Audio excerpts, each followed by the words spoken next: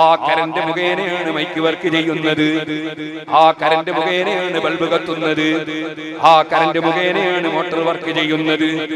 അത് കാണുമ്പോൾ കറന്റ് ഉണ്ടെന്ന് നിങ്ങൾ വിശ്വസിക്കുന്നു. കറന്റ് നിങ്ങൾ ഇതുവരെ കണ്ടിട്ടില്ല, ഞാനും കണ്ടിട്ടില്ല. കറന്റ് ഉണ്ടോ ഇല്ലേ എന്ന് മനസ്സിലാക്കാൻ വേണ്ടി ടെസ്റ്റർ എടുത്ത് കുത്തി നോക്കിയാലും കറന്റ് കാണൂല, പിന്നെയും കത്തുന്നതേ കാണൂ. കത്തുമ്പോ പിന്നെയും മനസ്സിലാക്കുകയാണ് കറന്റ് ഉണ്ട്. കറന്റ് അപ്പോഴും കണ്ടിട്ടില്ല.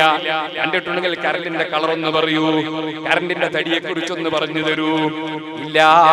പക്ഷേ കറന്റിന് യാത്ര ചെയ്യാൻ ചില സ്ഥലത്ത് കൂടി മാത്രമേ പറ്റൂ. ചില സ്ഥലത്ത് കൂടി കറന്റിന് യാത്ര ചെയ്യാൻ കഴിയൂല. കറന്റിന്റെ വാഹനം എല്ലാ വാഹനത്തിലും കറന്റ് കയറൂല, അല്ലേ? ചില സാധനത്തിലൂടെ കറന്റ് പോകും. ഇപ്പൊ കറന്റ് നിൽക്കാൻ ഒരു സ്ഥലം വേണം, എന്നാൽ പടച്ചറപ്പിന് നിൽക്കാൻ സ്ഥലവും വേണ്ട. കറന്റ് പോലെയുമല്ല, കറന്റിനെ കുറിച്ച് തന്നെ നിങ്ങൾക്ക് വിവരിക്കാൻ സാധിക്കുന്നില്ലെങ്കിൽ കറന്റിനെയും കൂടി പടച്ച റബ്ബ്, ആ റബ്ബിനെ കുറിച്ച് മനസ്സിൽ ഉദിച്ചു വരുന്നത് പോലെയാണെന്ന് മനസ്സിലാക്കാൻ പറ്റുമോ? അതുകൊണ്ടാ പണ്ഡിതന്മാര് പറഞ്ഞത്, നിന്റെ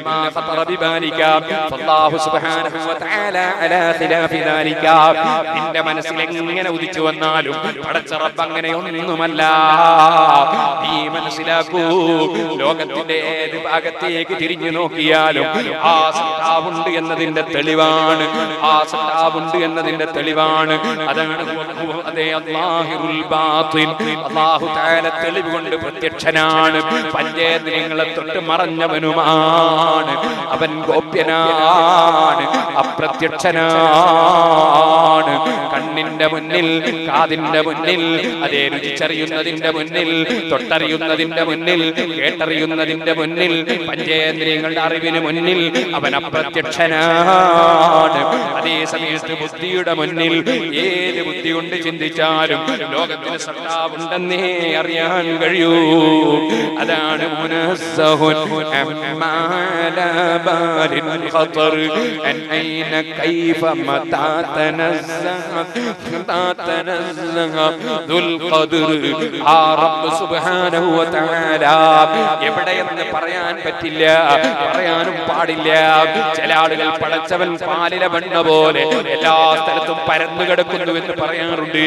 അത് വിവരമില്ലാത്ത വ്യാജ ത്വരീഖത്തുകാരുടെ വിശ്വാസമാണ്, അത് മുഅ്തസിലത്തിന്റെ വിശ്വാസമാണ്, അതൊരിക്കലും തന്നെ മുസ്ലിമീങ്ങളുടെ വിശ്വാസമല്ല. കാരണം ലോകം മുഴുക്കെ പടച്ചത് അല്ലാഹുവാണ്. അത് പടക്കുന്നതിന് മുമ്പ് തന്നെ അല്ലാഹു ഉണ്ട്. അന്നും അല്ലാഹുവിന്റെ സ്ഥലത്തിന്റെ ആവശ്യമില്ല, പടച്ചതിന്റെ ശേഷവും അല്ലാഹുവിന്റെ സ്ഥലത്തിന്റെ ആവശ്യമില്ല. അവൻ പരിശുദ്ധനാണ്. സബ്ബിഹിസ്മ റബ്ബിക്കൽ അഅ്ലാ. ആ റബ്ബ് പരിശുദ്ധനാണ്, അവന്റെ പരിശുദ്ധതയെ നിങ്ങൾ വാഴ്ത്തുക. മഹാനായ ഇമാം റസീ റളിയല്ലാഹു അൻഹു ഈ ആയത്തിന്റെ തഫ്സീർ പറയുന്നു. ഇതിന് 10ഓളം തഫ്സീർ പറയുന്ന കൂട്ടത്തിൽ ഒരു തഫ്സീർ, നസ്ബിഹിസ്മ റബ്ബിക അൻ തസമ്മ ബി ഗൈറുഹു ഫയഖൂലു ദാലിക നഹ്യൻ ലാ യദ്ഈ ഗൈറുഹു ബിസ്മിഹി. അല്ലാഹുവിന്റെ പേര് പോലും വേറെ ഒരാൾക്ക് വിളിക്കാൻ പാടില്ല, അതിൽ നിന്ന് അവന്റെ പേരിനെ പരിശുദ്ധമാക്കണം. അല്ലാഹ് എന്നൊരു പേര് ഒരാൾക്ക് വിളിക്കാൻ നിവൃത്തിയില്ല, ഇന്ന് വരെ ലോകത്ത് ആരും വിളിച്ചിട്ടുമില്ല. അതുപോലെ ഇലാഹ്, ദൈവം എന്ന പേര് പടച്ചവനല്ലാതെ പറയാൻ പാടില്ല. അർ-റഹ്മാൻ, റഹ്മാൻ എന്ന പേര് പടച്ചവനല്ലാതെ പറയാൻ പാടില്ല, വേറൊരു മനുഷ്യനും പറയാൻ പാടില്ല. എന്നാൽ സുഹൃത്തുക്കളെ, പടച്ചവന്റെ വിശേഷണങ്ങളെ അറിയിക്കുന്ന മറ്റ് ചില പേരുകളുണ്ട്. റഹീം, റഊഫ്, കരീം, ഹമീദ്, ഇത്തരത്തിലുള്ള പേരുകൾ മറ്റുള്ളവർക്ക് വിളിക്കാൻ പാടുണ്ടോ ഇല്ലേ? പണ്ഡിതന്മാര് പറഞ്ഞു, അല്ലാഹുവിനെ വിളിക്കുന്ന അതേ അർത്ഥത്തിൽ വിളിക്കാൻ പാടില്ല. അതേ സമയത്ത് വെറും ഭാഷാർത്ഥ പ്രകാരം വിളിക്കുന്നതിന് കുഴപ്പമില്ല. കാരണം നബി സല്ലല്ലാഹു അലൈഹി വസല്ലമ തങ്ങൾക്ക് അല്ലാഹുവിന്റെ പേര് പലതും അല്ലാഹു ഖുർആനിൽ പറഞ്ഞിട്ടുണ്ട്. അതിൽപ്പെട്ടതാണ് റഊഫ്, അതിൽപ്പെട്ടതാണ് റഹീം, അങ്ങനെ തുടങ്ങിയിട്ട് മുബീന്, അങ്ങനെ തുടങ്ങി പല പേരുകളും അല്ലാഹുവിന്റെ പേര് നബി സല്ലല്ലാഹു അലൈഹി വസല്ലമ തങ്ങൾക്ക് അല്ലാഹ് പറഞ്ഞിട്ടുണ്ടല്ലോ. അതുകൊണ്ട് അതാ അല്ലാഹുവിനെ പറയുന്ന അർത്ഥത്തിൽ മറ്റൊരാൾക്കും ആ പേര് പറയാൻ പാടില്ല. അതേസമയം ഭാഷാർത്ഥത്തിൽ ദയുള്ള ആൾ എന്ന ഭാഷാർത്ഥത്തിൽ നബി തങ്ങൾക്ക് പറയുന്നുണ്ട്. അതുകൊണ്ട് ഒരാൾക്ക് റഊഫ് എന്ന് പേര് വെച്ചാൽ കുഴപ്പമില്ല. ഇരിക്കട്ടെ സുഹൃത്തുക്കളെ, പറയുമ്പോൾ മുഴുവനും പറഞ്ഞില്ലെങ്കിൽ അവിടെ ഒരു തെറ്റിദ്ധാരണ വരും എന്നതുകൊണ്ടാണ് ഞാൻ അത്രയും വിശദീകരിച്ചത്. രണ്ടാമതായി പറയുകയാണ് മഹാനായ ഇമാം റാസി റളിയല്ലാഹു അൻഹു, അതേ അതാ പടച്ച റബ്ബിനെ സംബന്ധിച്ച് സബ്ബിഹിസ്മ റബ്ബിക്, നിങ്ങളുടെ നാഥന്റെ പേരിനെ നിങ്ങൾ പരിശുദ്ധമാക്കൂ എന്ന് പറഞ്ഞല്ലോ. അതിന്റെ ഒരർത്ഥമാണ് അല്ലാ യുഫസ്സറ അസ്മാഉഹു ബിമാ ലാ യസ്ഹു സുബൂതുഹു ഫീ ഹഖ്ഖിഹി സുബ്ഹാനഹു നഹ്വ അൻ യുഫസ്സറ അൽ-അലാ ലിൽ-ഉലൂബി ഫിൽ മകാനി വൽ-ഇസ്തിവാഇ ബിൽ-ഇസ്തിഖറാർ. പടച്ചവൻ അർശിന്റെ മേലെ ഇരിക്കുന്നു എന്ന് പറയാൻ പാടില്ല. പടച്ചവൻ ഒരു സ്ഥലത്തുണ്ടെന്ന് പറയാൻ പാടില്ല. എല്ലാ സ്ഥലത്തും പരന്നു കിടക്കുന്നു എന്ന് പറയാൻ പാടില്ല. അത് സബ്ബിഹിസ്മ റബ്ബിക്കൽ അഅ്ലാ എന്ന ആയത്ത് പഠിപ്പിക്കുന്നുണ്ടെന്ന് ഇമാം റാസി റളിയല്ലാഹു അൻഹുവിന്റെ തഫ്സീർ പഠിപ്പിക്കുന്നു. ചില ആളുകൾ പടച്ചവൻ അർശിന്റെ മേൽ ഇരിക്കുന്നു എന്ന് പറയാറുണ്ട്, പടച്ചവൻ സിംഹാസനത്തിൽ ഇരിക്കുന്നു എന്ന് പറയാറുണ്ട്. അങ്ങനെ പറയാൻ പാടില്ല എന്നത് സബ്ബിഹിസ്മ റബ്ബിക്കൽ അഅ്ലാ എന്ന ഈ സൂറത്ത് പഠിപ്പിക്കുന്നുവെന്ന് ഇമാം റാസി തഫ്സീറിൽ വിവരിക്കുന്നു. അങ്ങനെ അല്ലാഹുവിന് സ്ഥലമുണ്ടെന്ന് പറയാൻ പാടില്ല. കാരണം സ്ഥലങ്ങളെ മുഴുവനും പടച്ചവൻ അല്ലാഹുവാണ്. അതൊക്കെ പടക്കുന്നതിന് മുമ്പ് അവനുണ്ട്. ഇന്നും അവന് സ്ഥലം വേണ്ട, അന്നും അവന് സ്ഥലം വേണ്ട. അവൻ സ്ഥലകാലതീതനാണ്. ശരിയായ വിശ്വാസമില്ലെങ്കിൽ നമ്മുടെ ഇസ്ലാം തെറ്റിപ്പോകും, നമ്മുടെ ഈമാൻ തെറ്റിപ്പോകും. അതുകൊണ്ട് തന്നെ അല്ലാഹു പറഞ്ഞു സബ്ബിഹിസ്മ റബ്ബിക്കൽ അഅ്ലാ. ഇനി അതിന്റെ വേറൊരർത്ഥം ഇമാം റാസി പറയുന്നു അയ്യുസാനാനിൽ ഇബ്തിദാലി വദ്ദിക്രി ലാ അലാ വജിൽ ഖുശൂഇ വത്തഅ്ലീം.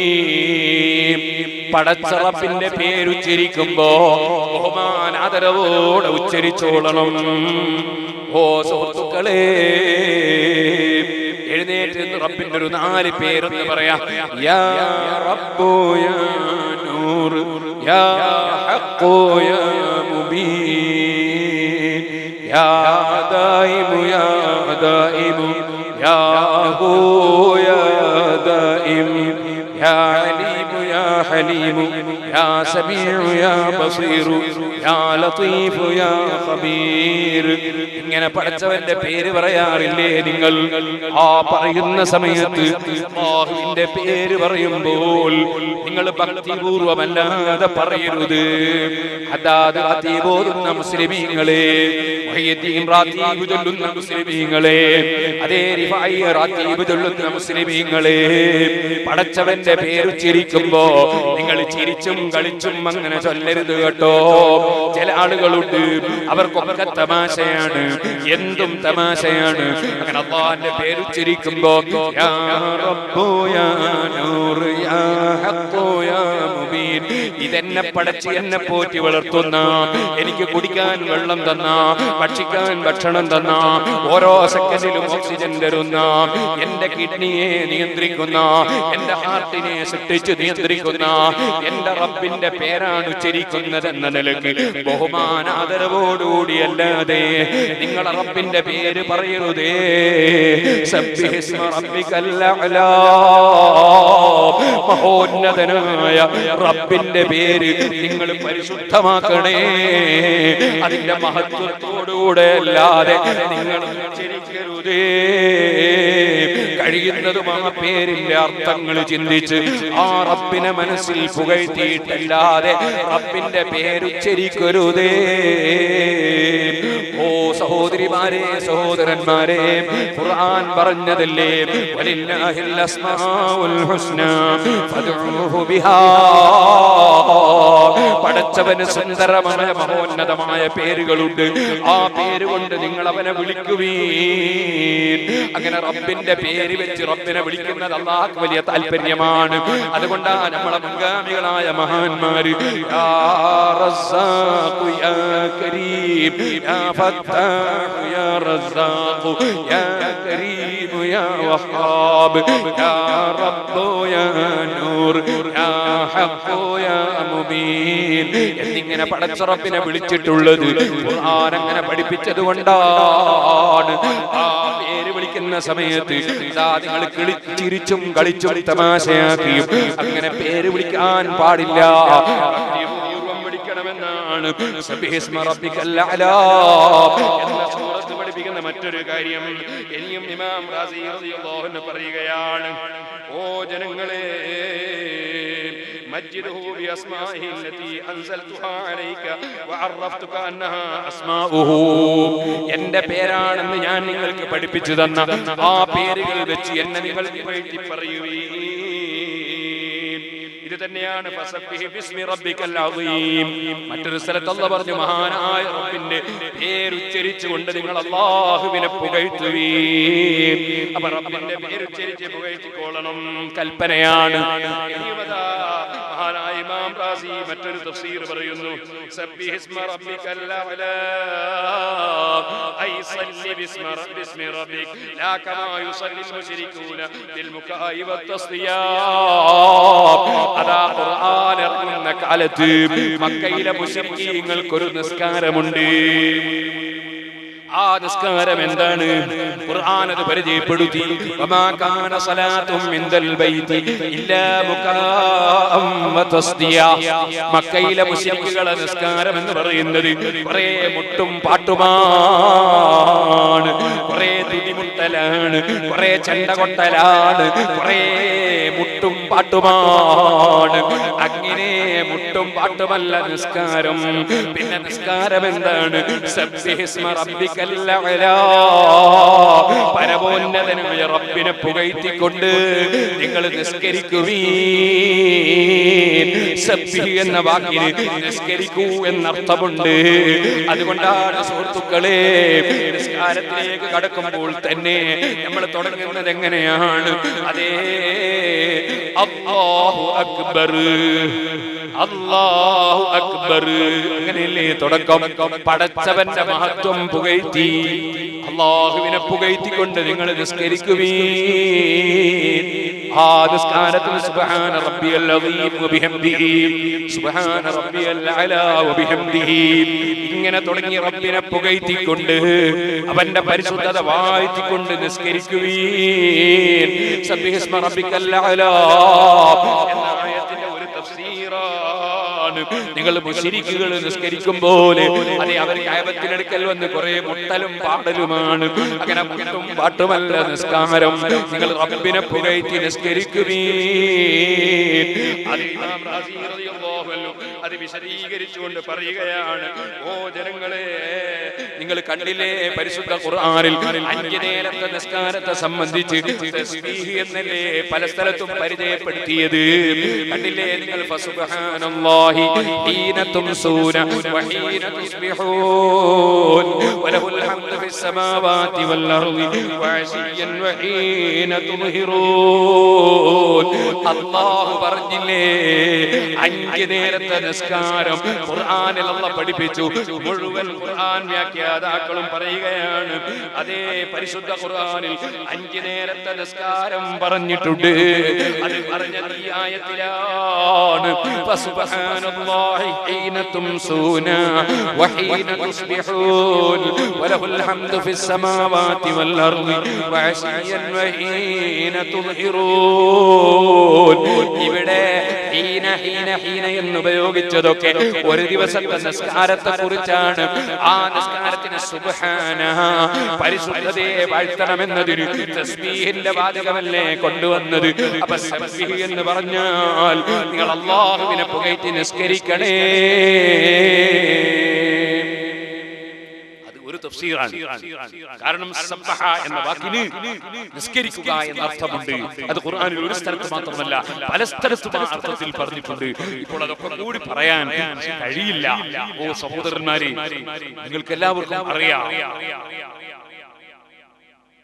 മഹാന്മാരായ 4 മദ്ഹബിന്റെ ഇമാമിയങ്ങളും ലോകത്ത് ഒരു പണ്ഡിതനും തർക്കമില്ല 5 നേരത്തെ നിസ്കാരമുണ്ട്. മുസ്ലിമിയൊക്കെ തർക്കമില്ല എന്നല്ല, ഹൈന്ദവർക്ക് മറ്റുള്ള മതക്കാർക്ക് മുസ്ലിമിയെ കഞ്ചിയുടെ അറിഞ്ഞുകൂടാത്ത ഒരു മുസ്ലിമില്ല. അത്രയും അറിയപ്പെട്ട ഒരു വിഷയമാണത്. അതിന് തെളിവാണ് ഈ ആയത്ത്. ഫസുബ്ഹാനല്ലാഹി ഹീന തുംസൂന വഹീന തുസ്ബിഹൂൻ. ഞാൻ പഴയ കാലത്ത് തലശ്ശേരിയിൽ പറയുമ്പോൾ പറഞ്ഞിട്ടുള്ള സംഭവം, അതും കൂടി പറഞ്ഞുകൊണ്ട് ഞാൻ ഇന്നത്തെ പ്രസംഗം നിർത്തുന്നു. എന്റെ ചെറുപ്പക്കാർക്ക് എഴുന്നേറ്റ് മഹാനായ അഷ്റഫുൽ ഖൽഖ് മുഹമ്മദുർ റസൂലുള്ളാഹി സ്വല്ലല്ലാഹു അലൈഹി വസല്ലം തങ്ങളുടെ കാലത്ത് ഈ ആയത്ത് അലി ഇബ്നു അബീ ത്വാലിബ് റളിയല്ലാഹു അൻഹു ഓതിക്കൊടുത്തു. ഏത് ആയത്ത്? ഫസുബ്ഹാനല്ലാഹി ഹീന തുംസൂന വഹീന തുസ്ബിഹൂൻ. എപ്പോ ഒരാൾ ഒരു ദിവസം ഒരു സത്യം ചെയ്തു. അയാൾ ചെയ്ത സത്യം എന്താണ്? അയാൾ ചെയ്ത സത്യം, ഞാൻ എന്റെ ഭാര്യയെ ഹീനിൽ തൊടുകയില്ല. ഹീൻ എന്ന പദമാണ് ഉപയോഗിച്ചത്. പിന്നെയാണ് ബോധം വന്നത്, എന്റെ ഭാര്യയെ ഞാനെപ്പോ തൊടും. അദ്ദേഹം ബേജാറായി സിദ്ദീഖ് റളിയല്ലാഹു അൻഹുവിനെ സമീപിച്ചു. സിദ്ദീഖ് റളിയല്ലാഹു അൻഹു പറഞ്ഞു, ഹീൻ എന്ന പദമല്ലേ നിങ്ങൾ ഉപയോഗിച്ചത്, മരിക്കുന്നവരെ എന്നെ തൊടാൻ പറ്റില്ല. വളരെ വിഷമത്തോടെ പോകുമ്പോൾ ഉമർ ഇബ്നുൽ ഖത്താബ് റളിയല്ലാഹു അൻഹു കണ്ടു. ഉമർ ഇബ്നുൽ ഖത്താബ് റളിയല്ലാഹു അൻഹു വിഷയം ചോദിച്ചു, പറഞ്ഞു കൊടുത്തു. ഉമർ റളിയല്ലാഹു അൻഹു 40 കൊല്ലം കഴിഞ്ഞാൽ നിങ്ങൾക്ക് ഭാര്യയെ തൊടാം. അദ്ദേഹം കുറച്ചുകൂടി അപ്പുറം പോയപ്പോൾ ഉസ്മാൻ ഇബ്നു അഫ്ഫാൻ റളിയല്ലാഹു അൻഹു കണ്ടു. ഉസ്മാൻ റളിയല്ലാഹു അൻഹുവിനോട് വിഷയം പറഞ്ഞു, 1 കൊല്ലം കഴിഞ്ഞാൽ നിങ്ങൾക്ക് തൊടാം. അപ്പോൾ അദ്ദേഹത്തിന് തോന്നി, 4ാമത്തെ ഒരു ഇമാമിനെ കണ്ടാൽ, അലി ഇബ്നു അബീ ത്വാലിബ് റളിയല്ലാഹു അൻഹു കണ്ടാൽ നാളെ തന്നെ തൊടാന്ന് പറഞ്ഞു കിട്ടിയാലോ. കുറേ അലി റളിയല്ലാഹു അൻഹുവിനെ സമീപിച്ചു. അലി റളിയല്ലാഹു അൻഹു പറഞ്ഞു, നാളെ നിങ്ങൾക്ക് തൊടാം, ഇന്നൊരു നിൽക്കും തൊടാൻ പറ്റൂല. സുബ്ഹാനല്ലാഹ്, ഒരൊറ്റ നിയമത്തിൽ 4 മദ്ഹബാണ്. ചില സാധാരണക്കാർക്ക് ചിലപ്പോൾ സംശയം വരും, ഖുർആനിലും ഇവരോട് മുസ്ലിയാർ പറഞ്ഞു, എന്നിട്ട് പിന്നെങ്ങനെ 4 മദ്ഹബ് വന്നത്? അതേ, അതിന്റെ മറുപടിയും കൂടി ഇതിൽ നിന്ന് നിങ്ങൾക്ക് മനസ്സിലാക്കാം. സുഹൃത്തുക്കളെ, അലോപ്പതിയുണ്ട്, ഹോമിയോപ്പതിയുണ്ട്, ആര്യവൈദ്യമുണ്ട്, യുനാനിയുണ്ട്. 4ഉം ഹക്കാണ് കേട്ടോ. 4ഉം ശരിയായ ചികിത്സാ രീതിയാണ്. 4ഉം ഗവൺമെന്റിന്റെ കീഴിൽ തന്നെ ഉള്ളതാണ്. ഇന്ത്യ രാജ്യത്തെ ഗവൺമെന്റ് തന്നെ മെഡിക്കൽ കോളേജ് ഉണ്ടാക്കുന്ന 4 ചികിത്സാ രീതിയാണ്. 4ഉം അതാ തമ്മിന് ഭിന്നതയില്ല. പക്ഷേ അലോപ്പതിയും ആര്യവൈദ്യവും ഒന്നായിട്ട് പറ്റൂല. പഥ്യം ഒന്നിന്റേതും ചികിത്സ മറ്റൊന്നിന്റേതുമാക്കി ആ കബറും കിഴിച്ചു തുടങ്ങേണ്ടി വരും. അതേ സമയത്ത് അലോപ്പതി ചെയ്യുന്നവൻ അതിന്റെ മരുന്നും അതിന്റെ പഥ്യവും, ആര്യവൈദ്യം ചെയ്യുന്നവൻ അതിന്റെ മരുന്നും അതിന്റെ പഥ്യവും. ഇതുപോലെ അത് ആ കർമ്മശാസ്ത്ര രംഗത്ത് 4 മദ്ഹബ്. ഓരോ മദ്ഹബ് ആ മദ്ഹബ് അനുസരിച്ച് തന്നെ ഓരോന്നും പ്രവർത്തിക്കണം. അത് നിങ്ങൾക്കൊക്കെ അറിയാമല്ലോ. എന്നാൽ ഈ 4 മദ്ഹബ് എങ്ങനെ വരുന്നു എന്നതിന് ഒരു ചെറിയ ഒരു വിവരവും കൂടിയാണ് ഈ വിഷയം. അതുകൊണ്ട് ഞാൻ ആ സംഭവം ഒന്ന് ആവർത്തിച്ച് പറയട്ടെ. ബഹുമാനപ്പെട്ട അലി റളിയല്ലാഹു അൻഹു ഇത് പറഞ്ഞപ്പോ അദ്ദേഹം ആകെ കൺഫ്യൂഷനായി. കാരണം ഏറ്റവും വലിയ 4 ഇമാമിങ്ങൾ, ഖുർആൻ അറിയുന്ന ഏറ്റവും വലിയ 4 ഇമാമിങ്ങൾ 4 വിധത്തിലാണ് നിയമം പറഞ്ഞത്. അദ്ദേഹം ഇലാ ഹദ്റത്തി റസൂലുള്ളാഹി സ്വല്ലല്ലാഹു അലൈഹി വസല്ലം തങ്ങളെ സമീപിച്ചു. നബി തങ്ങളെ മുന്നിൽ വിഷയങ്ങളൊക്കെ അവതരിപ്പിച്ചു. നബി തങ്ങൾ പറഞ്ഞു, 4 ആളെയും കൂട്ടിക്കൊണ്ടുവരണം. 4 മഹാന്മാരെയും വിളിപ്പിച്ചു. അബൂബക്കർ റളിയല്ലാഹു അൻഹുവിനോട് ചോദിച്ചു, അബൂബക്കറേ, ഹീനിൽ തൊടുകയില്ല എന്ന് പറഞ്ഞ വ്യക്തിക്ക് മരിക്കുന്നവരെ തൊട്ടുകൂടാ, നിങ്ങൾ ഫത്വ കൊടുത്തത് എന്താണ്? മഹാനായ സിദ്ദീഖ് റളിയല്ലാഹു അൻഹു പറഞ്ഞു, നബിയേ, ഈ ഖുർആൻ തെളിവാണ്. വമത്തഅനാഹും ബിലാ ഹീൻ, മരണം വരെ യൂനുസ് നബി അലൈഹിസ്സലാമിന്റെ ജനങ്ങളെ നമ്മൾ ജീവിത സൗകര്യം ചെയ്തു കൊടുത്തു എന്ന് ഖുർആൻ പറഞ്ഞ സ്ഥലത്ത് ഹീൻ എന്ന പദമാണ് ഉപയോഗിച്ചത്.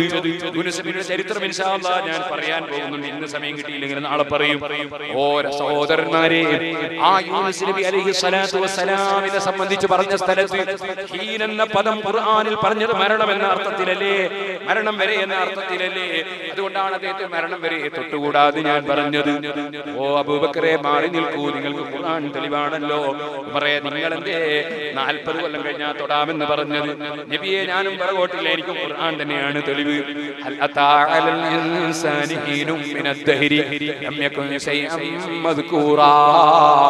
മനുഷ്യനൊരു കാലം വന്നില്ലയോ, അന്നൊരു പറയപ്പെടാൻ പറ്റുന്ന വസ്തുവായിരുന്നില്ല. ഏതാണ് കാലം? അതിന് പല തഫ്സീറുണ്ട്. അതിലൊരു തഫ്സീർ 40 കൊല്ലം ആദം നബി അലൈഹിസ്സലാമിനെ കളിമണ്ണ് കൊണ്ട് പടച്ചവിടെ വെച്ചു, ആത്മാവ് വിട്ടുകൊടുത്തിട്ടില്ല. നേരത്തെ ഞാൻ പറഞ്ഞില്ലേ, ഡ്രൈവർ കയറിയിട്ടില്ല. ആ 40 കൊല്ലത്തെ കുറിച്ചാണ് എന്ന് പറഞ്ഞതെന്ന് തഫ്സീർ കാണാം. അലി റളിയല്ലാഹു അൻഹു തഫ്സീർ പ്രകാരം പറയുന്നു, അപ്പൊ 40 കൊല്ലത്തിനല്ലേ ഹീൻ എന്ന് പറയുന്നത്. ഹീനിൽ തൊട്ടുകൂടാ എന്ന് പറഞ്ഞാൽ 40 കൊല്ലം തൊട്ടുകൂടാ. ഉസ്മാനെ, നിങ്ങൾ എന്തേ ഒറ്റ കൊല്ലം കൊണ്ട് തൊടാന്ന് പറഞ്ഞത്? എനിക്കുമുണ്ട് തെളിവ്. എന്നാണ് സിദ്ദീഖ് റളിയല്ലാഹു അൻഹു തെളിവ് ഉദ്ധരിച്ചതെങ്കിൽ ആനായ ഉസ്മാൻ റളിയല്ലാഹു അൻഹു പറയുന്നു,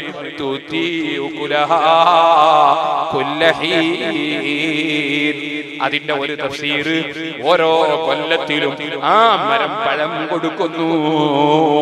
അപ്പൊ ഒരു കൊല്ലത്തിൽ ഹീൻ എന്ന് പറഞ്ഞില്ലേ, അതുകൊണ്ടാണ് ഞാൻ ഖുർആൻ അനുസരിച്ച് വിധി പറഞ്ഞത്. ഒരു കൊല്ലം തൊട്ടുകൂടാ. അലിയെ, നിങ്ങളെന്തേ ഇത്ര എളുപ്പത്തിൽ നാളെ തന്നെ തൊടാന്ന് പറഞ്ഞത്? ഇരുന്നോളൂ. മഹാനായ അലി ഇബ്നു അബീ ത്വാലിബ് റളിയല്ലാഹു അൻഹു ആ സമയത്ത് ഓതിക്കൊടുക്കുന്നു ഖുർആനിൽ നിന്ന്, നബി അവർക്കൊക്കെ ഒരു സ്ഥലത്താണ് തെളിവെങ്കിൽ എനിക്ക് ഒന്നിൽ കൂടുതൽ സ്ഥലത്ത് തെളിവാണ്. ഫസുബ്ഹാനല്ലാഹി ഹീന തുംസൂന വഹീന തുസ്ബിഹൂന വലഹുൽ ഹംദു ഫിസ് സമാവാതി വൽ അർളി വഅശിയൻ വഹീന തുദ്ഹിറൂൻ. ഈ ആയത്തിൽ അത് അല്ലാഹ് പറയുന്നത്, സുബ്ഹാനല്ലാഹ്, നിങ്ങൾ അല്ലാഹുവിന്റെ പരിശുദ്ധത വാഴ്ത്തി നിസ്കരിക്കണേ. ഹീന തുംസൂന, ഒരു ദിവസം വൈകുന്നേരമാകുമ്പോ, വഹീന തുസ്ബിഹൂന, സുബ്ഹിന്റെ സമയത്തും നിസ്കരിക്കണേ. വഅശിയൻ, അതേ ഇശാഇന്റെ സമയത്തും നിസ്കരിക്കണേ. അതേ വഹീന തുദ്ഹിറൂൻ, ദുഹറിന്റെ സമയത്തും നിസ്കരിക്കണേ.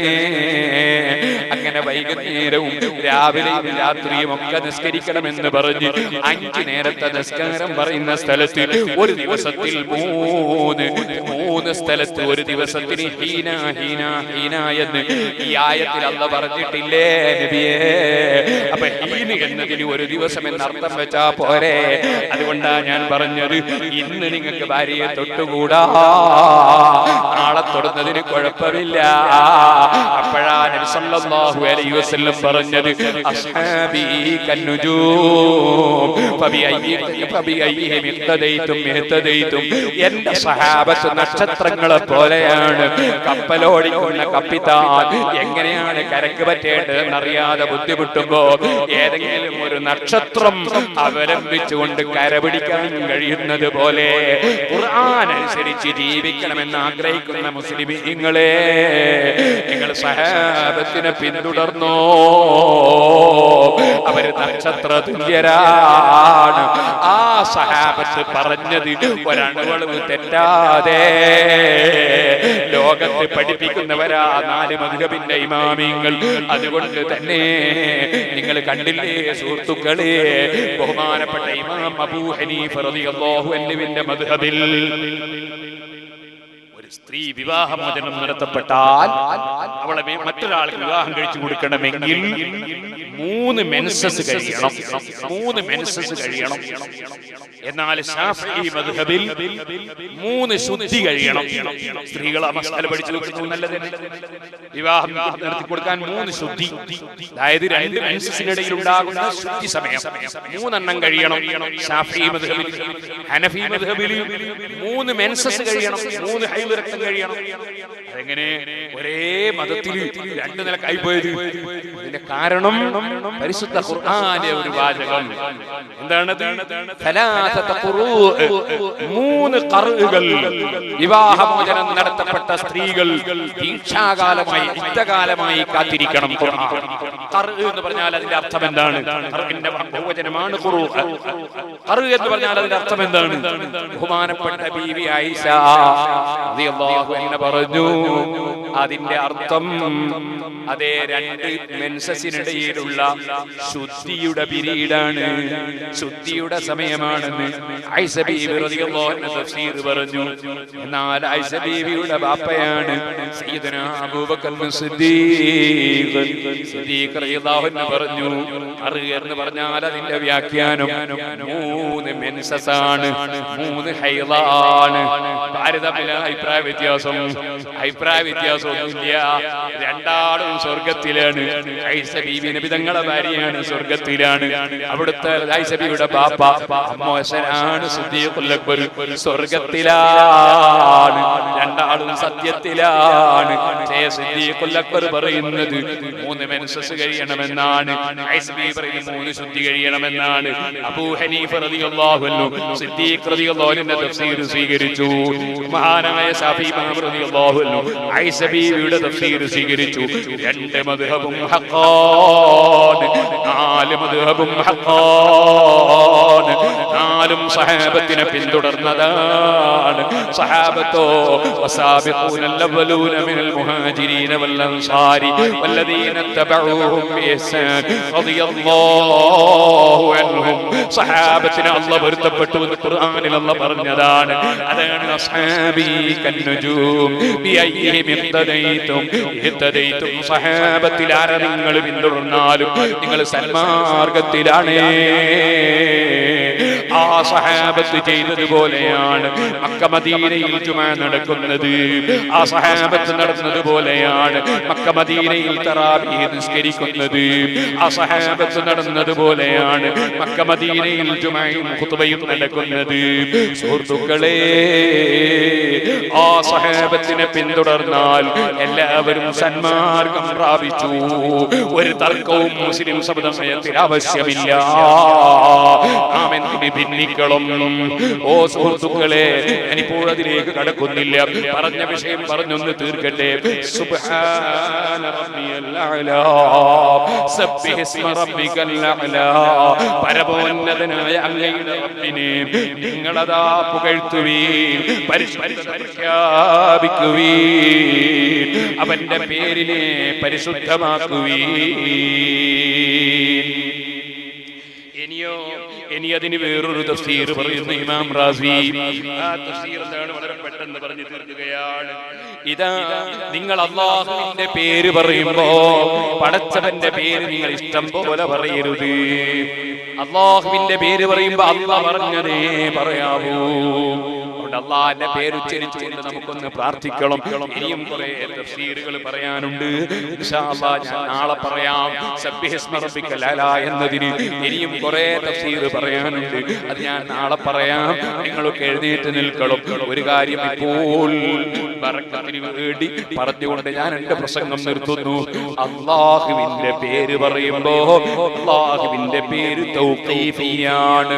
തൗഖീഫി എന്ന് പറഞ്ഞാൽ ഖുർആനിലും ഹദീസിലും വന്ന മഹാന്മാര് നമുക്ക് പഠിപ്പിച്ചു തന്ന പേര് മാത്രമേ അല്ലാഹനെ വിളിക്കാവൂ. അല്ലാത്ത പേര് വിളിക്കരുതെന്നും ഈ ആയത്തിന് തഫ്സീറുണ്ട്. അതുകൊണ്ട് പരമാവധി നമ്മൾ ദുആ ചെയ്യുമ്പോഴും അല്ലാഹനെ വിളിക്കുമ്പോഴും ഖുർആനിലും ഹദീസിലും വന്ന പേര് തന്നെ വിളിക്കാൻ നോക്കാം. അത് മലയാളാക്കാതിരിക്കലാണ്. അല്ലാഹ്, റഹ്മാനേ, റബ്ബേ, കരീമേ, റഊഫേ, റഹീമേ, ഇങ്ങനെ അല്ലാഹുവിന്റെ പേര് വിളിക്കാം. പകരം മലയാളത്തിലുള്ളത് വിളിക്കാതിരിക്കല നല്ലത്. ഇനി മലയാളത്തിൽ അല്ലാഹുവിന്റെ മഹത്വത്തെ അറിയിക്കുന്ന ഒരു പേര് ഒരാൾ വിളിച്ചാൽ ഇസ്ലാമിന് പുറത്തു പോയിന്നോ അല്ലെ അത് വലിയ കുറ്റമായി പോയിന്നോ നിങ്ങൾ പറയണ്ട. ഏറ്റവും നല്ലത് അല്ലാഹുവിനെ വിളിച്ചുകൊണ്ട് സംസാരിക്കുമ്പോ ദുആ നടത്തുമ്പൊക്കെ എത്ര സുഖം ഉണ്ടാവും. ഒരു ഉദാഹരണം പറയാം. തമ്പുരാനേ എന്ന് പറയുന്നത് റബ്ബേ എന്ന് പറയാം. തമ്പുരാനേ എന്ന് പറയാം, അല്ലാഹ് എന്ന് പറയാം, റഹ്മാനേ എന്ന് പറയാം, റഹീമേ എന്ന് പറയാം. ഖുർആനിലും ഹദീസിലും വന്ന പേര് തന്നെ നമ്മളെ ദുആയിലൊക്കെ നമ്മൾ പറഞ്ഞ് പരിചയിക്കുക. എന്നാൽ എത്ര ഭംഗിയുണ്ടാവും, യാതൊരു ഭയപ്പാടും വേണ്ടല്ലോ, അതിനെന്തെങ്കിലും അബദ്ധമുണ്ടോ എന്നുള്ള ഒരു പേടിക്കണ്ടല്ലോ. ഖുർആനിലും ഹദീസിലും വന്ന പേര് പറയാൻ നോക്കുക. അതുപോലെ തന്നെ ഞാനൊന്ന് പറയട്ടെ, അല്ലാഹുവിന്റെ മലക്കുകൾ എന്ന് തന്നെ പറയണം. അത് പിന്നെ മാലാഖാന്നാക്കണ്ട, അത് മാലാഖാന്നാക്കണ്ട. ഞാൻ ഒരു ഉദാഹരണം പറയാം. ഇനി ഏതെങ്കിലും ഒരു അമുസ്ലിം സഹോദരന്മാർക്ക് മനസ്സിലാകാൻ വേണ്ടി ഒരു പൊതു സ്റ്റേജിൽ വെച്ച് പ്രസംഗിക്കുമ്പോ മാലാഖാൻ അവർക്ക് മനസ്സിലാകാൻ വേണ്ടി ചിലപ്പോൾ പറഞ്ഞു എന്ന് വരാം. നമ്മൾ ചിലപ്പോ അല്ലാഹുവിന് വലിയ കഴിവുണ്ട് എന്ന് പറഞ്ഞ സ്ഥലത്ത് ചിലപ്പോൾ അവർക്ക് മനസ്സിലാകാൻ വേണ്ടി ചിലപ്പോൾ ദൈവമെന്നോ ഈശ്വരനെന്നോ ആരെങ്കിലും പ്രയോഗിച്ചാൽ അതവർക്ക് മനസ്സിലാകാൻ വേണ്ടി ആ പ്രയോഗം നടത്തി എന്ന് വെച്ചാൽ മതിയല്ലോ, നമ്മൾ തെറ്റിദ്ധരിക്കേണ്ട ആവശ്യമില്ലല്ലോ. ഈ സമയത്ത് നമ്മൾ പറയുമ്പോ മലക്കുകൾ നിന്നെ അറബി തന്നെ പറയാം, ഖുർആനും ഹദീസും ഇറങ്ങിയ അതേ ഭാഷയിൽ തന്നെ നമ്മൾ മലക്കുകൾ തന്നെ പറയാം. മാലാഖ എന്നതിന് മലയാള നിഘണ്ടുവിൽ പറയുന്ന അർത്ഥം സുന്ദരിയായ പെണ്ണ് എന്നാണ് എനിക്ക് മനസ്സിലായത്. സുന്ദരിയായ പെണ്ണ്. അപ്പൊ അത് മലക്കുകളെ പറ്റി നമ്മൾ അങ്ങനെ പറഞ്ഞല്ലോ, ആണും പെണ്ണും അല്ലാത്തതല്ലേ മലക്കുകൾ. അപ്പൊ അവരെ പറ്റി നമ്മൾ പറയുന്നത്. അതുകൊണ്ട് തന്നെ നമ്മൾ മാലാഖാനെ പറയണ്ട, നമ്മൾ മലക്ക് തന്നെ പറയാം. അങ്ങനെ മുൻകാലത്ത് പറഞ്ഞൊക്കെ നമ്മൾ പരിചയിക്കാം. മുൻകാലത്ത് പറഞ്ഞ രൂപത്തിൽ തന്നെ കാര്യങ്ങൾ നടത്തിക്കൊണ്ടു പോവാ. സബ്ബിഹിസ്മ റബ്ബിക്കൽ അഅ്ലാ ഖാലല്ലാഹു അസ്സ വജൽ. പണ്ട് കാലത്തൊക്കെ വയസ്സ് പറയുമ്പോ അങ്ങനെ പറയും. ചിലർ മനസ്സിലാക്കി അതെന്തോ മോശമാണ്. അത് മോശമല്ല. അതിന്റെ അർത്ഥം അല്ലാഹു ഇസ്സത്തുള്ളവനായിരിക്കുന്നു, വജല്ല അല്ലാഹു തആല മഹത്വമുള്ളവനായിരിക്കുന്നു. അല്ലാഹുവിനെ പുകഴ്ത്തുന്ന രണ്ട് വാചകങ്ങൾ അസ്സ വജല്ല. അസ്സ വജല്ല അത് കേൾക്കുമ്പോൾ മുഅ്മിനീങ്ങളൊക്കെ തസ്ബീഹ് ചൊല്ലിയാണ്. സബ്ബിഹിസ്മ റബ്ബിക്കൽ അഅ്ലാ, ഉന്നതനായ റബ്ബിനെ നിങ്ങൾ തസ്ബീഹ് ചൊല്ലണം എന്നല്ലേ ഖുർആൻ പറഞ്ഞത്. അപ്പോൾ മുഅ്മിനീങ്ങളൊക്കെ ചൊല്ലുകയാണ് സുബ്ഹാനഹു വ തആല ലാ ഇലാഹ ഇല്ലാ ഹു. അല്ലാഹു പരിശുദ്ധനാണ്, സർവ്വ ന്യൂനതകളിൽ നിന്നും പരിശുദ്ധനാണ്, അവൻ സമുന്നതനാണ്. ലാ ഇലാഹ ഇല്ലാ ഹു. പരിശുദ്ധ ഖുർആനിലെ ഏറ്റവും ബഹുമാനമുള്ള ആയത്തുൽ കുർസി. യാത്ര ഇറങ്ങുമ്പോൾ ഓതൽ സുന്നത്താണ്, ഉറങ്ങാൻ കിടക്കുമ്പോൾ ഓതൽ സുന്നത്താണ്.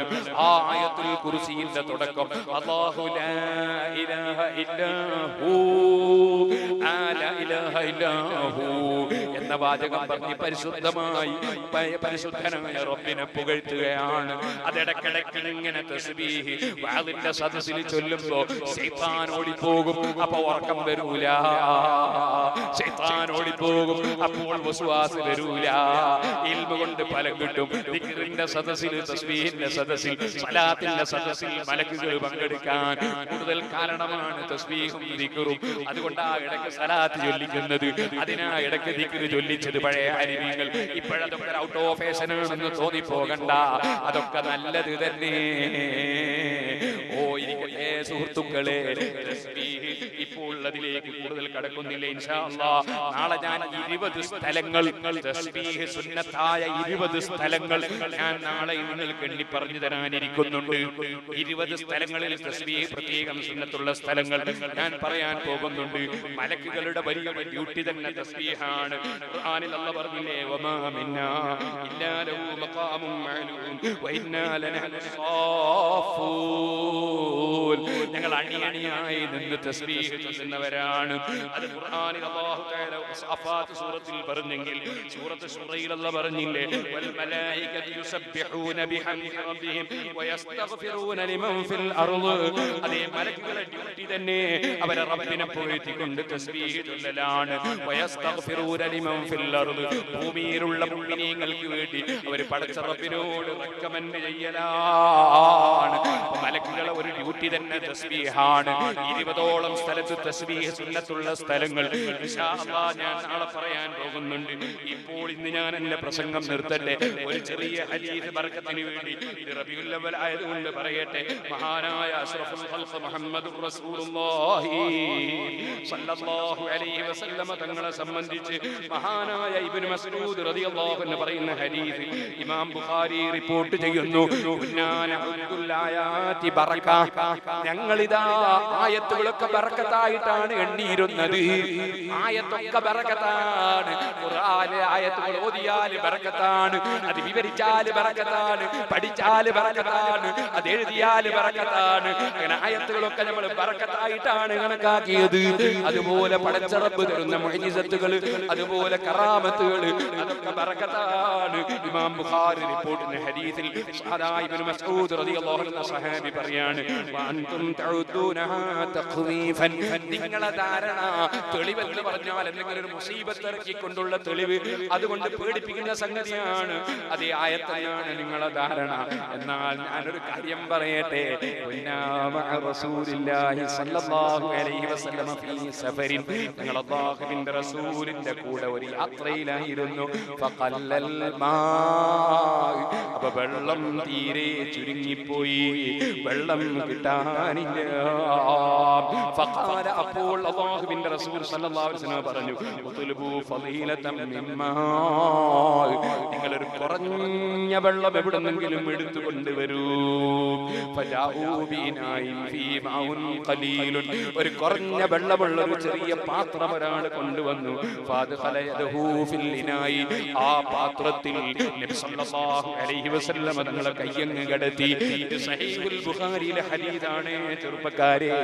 എന്നിട്ടോ സുമ്മ ഖാൽ, പിന്നെ നബി തങ്ങൾ അങ്ങ് പറഞ്ഞു, ഹയ്യ അല തഹൂരിൽ മുബാറക്, ബറക്കത്തുള്ള തഹൂറായ വെള്ളത്തിലേക്ക് വരൂ. വൽ ബറകത്തു മിനല്ലാഹ്, എല്ലാവർക്കും അറിയാം മുഴുവൻ ഖൈറും ശർറും അല്ലാഹുവിങ്കൽ നിന്നാണ്. പക്ഷേ അതിനുള്ള പല നിമിത്തങ്ങളും വെച്ചിട്ടുണ്ട്. അതിൽ ഏറ്റവും വലിയ നന്മയുടെ നിമിത്തമായ മുഹമ്മദുർ റസൂലുള്ളാഹി സ്വല്ലല്ലാഹു അലൈഹി വസല്ലം തങ്ങളുടെ കയ്യിലൂടെ വെള്ളമതാ കയ്യിന്റെ വിരലിലൂടെ വരികയാണ്. അതുകൊണ്ട് റസൂലുള്ളാഹി പറയാണ്, അതാ ബറക്കത്തുള്ള വെള്ളത്തിലേക്ക് വരുവീൻ. വൽ ബറക്കത്തു മിനല്ലാഹ്, ബറക്കത്തിനെ സൃഷ്ടിച്ചു കൊടുക്കുന്ന രാജാവ് അല്ലാഹയാണ്. വലഖദ് റഅയ്തുൽ മാ യംബഉ മിൻ ബൈനി അസാബി റസൂലില്ലാഹി സ്വല്ലല്ലാഹു അലൈഹി വസല്ലം, അല്ലാഹുവിന്റെ റസൂലിന്റെ വിരലിലൂടെ, അതാ അവിടുത്തെ വിരലുകളിലൂടെ അതാ വെള്ളം ഇങ്ങനെ പൊട്ടി ഒലിക്കുന്നത് ഞാൻ കാണുന്നു. വെള്ളം ഇങ്ങനെ പൊട്ടി ഒലിക്കുന്നു. വഖദ് കുന്നാ നസ്മഉ തസ്ബീഹ അത്ത്വാമി വഹുവ യുക്കലു, റസൂലുള്ളാഹിന്റെ ബറക്കത്ത് കേൾക്കണോ നിങ്ങൾക്ക്?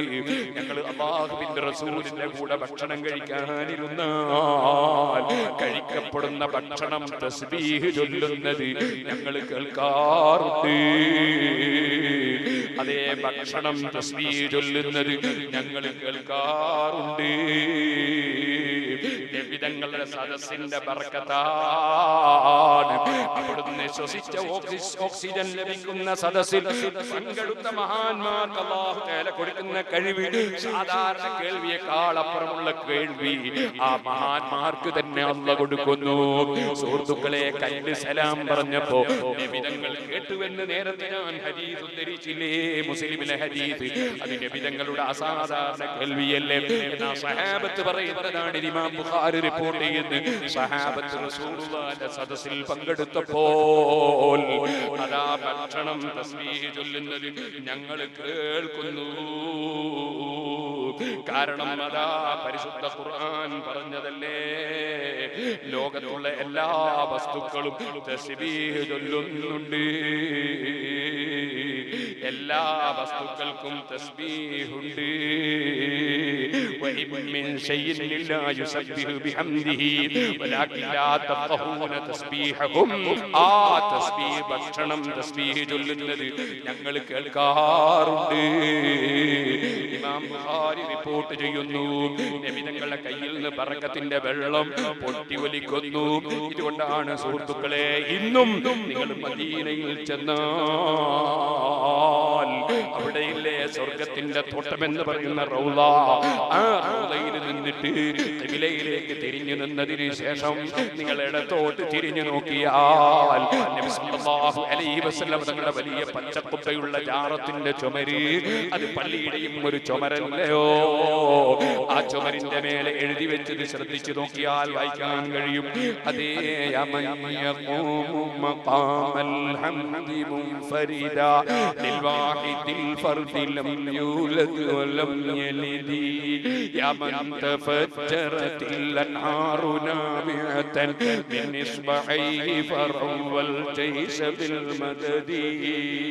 പടച്ചവന്റെ മുൻപിൽ സാധുക്കളായ അനുയായികൾക്ക് വേണ്ടി എഴുന്നേറ്റത് ശുപാർശ പറയുന്ന നബിയേ,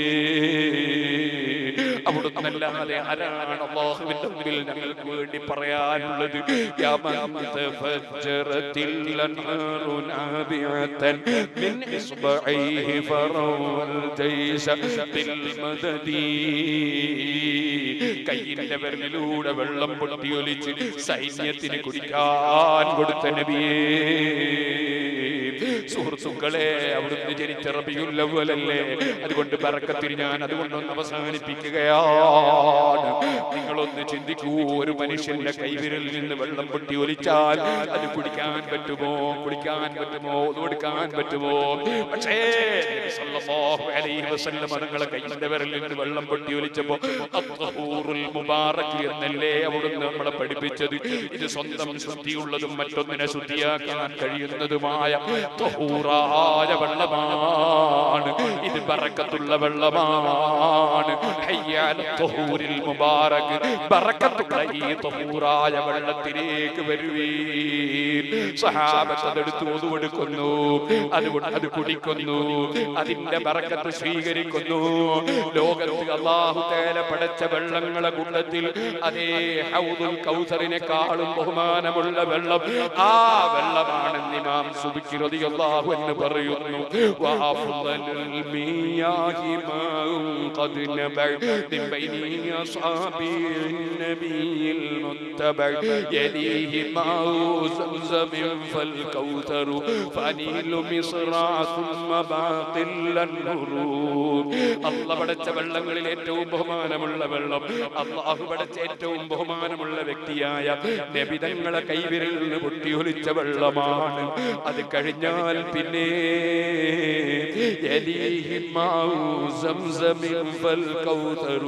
ആ നബി തങ്ങളുടെ ശരീരത്തിന്റെ ഒരംശം ശരീരത്തിലുണ്ടായിരുന്ന സമയത്ത് അവിടുത്തെ ഉപ്പാപ്പയായ ഒരു കുട്ടി നബിയായി വന്നിട്ടില്ല, അനുഭവത്തിൽ എത്തിയിട്ടില്ല, ചെറിയ കുഞ്ഞനാണ്. പക്ഷേ കുഞ്ഞാണെങ്കിലും ആ കുഞ്ഞിന്റെ ശരീരത്തിൽ ആ മഹാനായ നബിയുടെ ശരീരത്തിന്റെ ഒരംശമുണ്ട്. അതാണ് നബിയുല്ലാഹി ഇസ്മായിൽ. ആ പിഞ്ചു കുഞ്ഞ് കിടന്ന സ്ഥലത്ത് നിന്ന് കാലടിച്ച സ്ഥലത്ത് വെച്ച് പൊട്ടിയൊലിച്ച വെള്ളം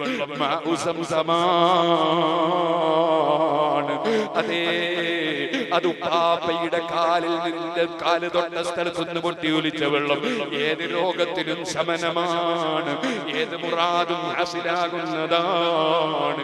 വിശ്വാസത്തോടെ കുടിച്ചാൽ സംശയമുള്ള യുക്തിവാദിയുണ്ടോ, നിരീശ്വരവാദിയുണ്ടോ? എന്റെ കൂടെ വരൂ, കാഞ്ഞങ്ങാട് വരെ, വേണമെങ്കിൽ അവിടുന്ന് അച്ചാപുരം വരെ. എന്റെ അടുക്കൽ പഠിച്ച ഒരു സഖാഫി അച്ചാപുരത്തുകാരനാണ്, കുറ്റ്യാടി സിറാജുൽ ഓതി പഠിച്ചവരാണ്. അദ്ദേഹത്തിന്റെ ഉമ്മക്ക് ക്യാൻസർ രോഗം വന്നിട്ട് എന്നോട് വന്ന് സങ്കടം പറഞ്ഞപ്പോ ഞാൻ എന്റെ റൂമിൽ അതേ ഞാൻ കൊണ്ടുവരാൻ പറഞ്ഞു സംസം. ആ സംസം ഒരു കുപ്പി എടുത്തിട്ട് അതേ ഫാത്തിഹത്തുൽ കിതാബി ശിഫാഉൻ മിൻ കുല്ലി ദാഇ, സർവ്വരോഗത്തിനും ശമനമില്ലേ ഖുർആനിൽ ഫാത്തിഹയിൽ പലതിലും അതേ അല്പം ഓതി മന്ത്രിച്ച് ആ കൊടുത്തു. അൽഹംദുലില്ലാഹ്. ആ സഹാബി തന്നെ പ്രസംഗിക്കുന്നത് ഞാൻ പിന്നീട് കേട്ടു. ഉമ്മയുടെ ക്യാൻസർ രോഗം മാറിപ്പോയി. ഇന്നും അദ്ദേഹം ജീവിച്ചിരിപ്പുണ്ട്, ഉമ്മ ജീവിച്ചിരിപ്പുണ്ട്. യുക്തിവാദി പരിഹസിക്കണ്ട. മുസ്ലിമീങ്ങൾ വെറുതെ അല്ല മക്കയിൽ പോയി വളരെ അധ്വാനിച്ച് കെട്ടിക്കൊണ്ട് വരുന്നത്, വെറുതെ അല്ല. അതിന്റെ പിന്നങ്ങളുടെ ഉപ്പാപ്പയുടെ കാല് തൊട്ട സ്ഥലത്ത് പൊട്ടിയൊലിച്ച വെള്ളം, പിന്നെ അവിടുത്തെ കയ്യിൽ നിന്ന് പൊട്ടിയൊലിച്ച വെള്ളത്തിന്റെ ബഹുമാനം പറയേണ്ടതുണ്ടോ? എന്നാ സുഹൃത്തുക്കളെ, അതേ ഒരു മതവിരോധിയും ചോദ്യം ചെയ്യണ്ട. ആ സംസം സംസമിന്റെ മഹത്വം പറയണോ? നിങ്ങൾക്ക് ആർക്കേത് ബുദ്ധിക്കാണതറിയാത്തത്? സംസം എന്ന് പറയുന്നത് അറബിക്കടലല്ല. അതേ, അത് നമ്മുടെ രാജ്യത്തുള്ളതുപോലെ ഒരു വലിയ നദിയല്ല. നമ്മളെ രാജ്യം പോലെ 6 മാസം മഴ പെയ്യുന്ന നാടല്ല. അതേ, അവിടെ മരുഭൂമിയല്ലേ, 4 ഭാഗം പാറക്കല്ലല്ലേ. അവിടെ 6 മാസം മഴയുണ്ടോ? വയലിന്റെ വക്കാണോ, കടലിന്റെ വക്കാണോ? പക്ഷേ ആ സംസം എന്ന് പറയുന്നത്, സംസം എന്ന വാക്ക് തന്നെ, ആ വെള്ളം പൊട്ടി ഒലിക്കുന്ന സമയത്ത് ഒരു പാവപ്പെട്ട പെണ്ണ്, വലിയ മഹദിയാണ്, കൈ കല്ലുകെട്ടിയ തടാകത്തും കവിഞ്ഞൊഴുകുമ്പോ അടങ്ങൂ അടങ്ങൂ മതി മതി എന്നൊരു വാക്ക് പറഞ്ഞപ്പോൾ ആ പേരല്ലേ ആ വെള്ളത്തിന് വന്നത്. അപ്പൊ ഒരു സ്ത്രീ കൈകൊണ്ട് തടാകം കെട്ടിയാൽ എത്ര വലിപ്പമുണ്ടാകുമെന്ന് നിങ്ങൾക്കറിയില്ലേ? അവിടെയുള്ള ആ വെള്ളം എത്ര ജനങ്ങളാണ് ഒരു കൊല്ലം കുടിക്കുന്നത്? ചിന്തിച്ചു നോക്കൂ. ഉംറയ്ക്ക് വരുന്ന കോടിക്കണക്കിന് ജനങ്ങൾ കുടിക്കുന്നു, ഹജ്ജിന് വരുന്ന ലക്ഷങ്ങൾ കുടിക്കുന്നു, ഓരോ മാസത്തിലും ലക്ഷങ്ങൾ കെട്ടിക്കൊണ്ടുപോകുന്നു. നമ്മളൊരു വിവാഹം നടത്തുമ്പോ 1000 ആളുകളെയാണ് വിവാഹത്തിന് വീട്ടിൽ ക്ഷണിച്ചതെങ്കിൽ പുഴവക്കിനുള്ള കിണറ്, വയലുവക്കിനുള്ള കിണറ്, 6 മാസം വെള്ളമെടുക്കുന്ന കിണറ്, ഒരു ദിവസത്തെ കല്യാണത്തിന് വെള്ളമെടുക്കുമ്പോ വറ്റിപ്പോയില്ലേ? ഈ മരുഭൂമിയിൽ പാറക്കെട്ടിനുള്ളിൽ ഉള്ള വെള്ളം കോടിക്കണക്കിന് ജനങ്ങൾ എത്ര 1000 കൊല്ലമായി എടുത്തു കൊണ്ടുപോകുന്നു, എത്ര ആയിരങ്ങൾ ഉപയോഗിക്കുന്നു, എത്ര ആയിരങ്ങൾ മക്കയിലും മദീനയിൽ ലോകമൊട്ടാകെ കുടിക്കുന്നു. ഒരു കല്യാണത്തിനും വീട്ടിലേക്ക് വെള്ളം കെട്ടിക്കൊണ്ടുപോകലില്ലല്ലോ. ഓ സുഹൃത്തേ, എന്നിട്ട് ആ വെള്ളത്തിന് വല്ല കുറവും വരുന്നുണ്ടോ? വല്ല തകരാറും സംഭവിക്കുന്നുണ്ടോ? അതല്ലേ ബറക്കത്ത്, അതല്ലേ ബറക്കത്ത്, അതല്ലേ വർദ്ധനവ്, അതല്ലേ പുണ്യം, അതല്ലേ മഹത്വം. ഏത് നിരീശ്വരവാദിക്ക്, ഏത് നിർമ്മതവാദിക്ക് ഇത് ചോദ്യം ചെയ്യാൻ കഴിയുമോ?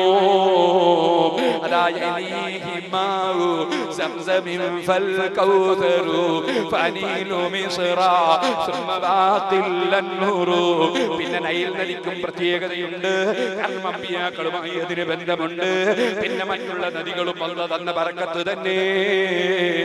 അതുകൊണ്ട് സുഹൃത്തുക്കളെ, തസ്ബീഹിനെ കുറിച്ച് നമുക്ക് ഒരുപാട് പറയാനുണ്ട്.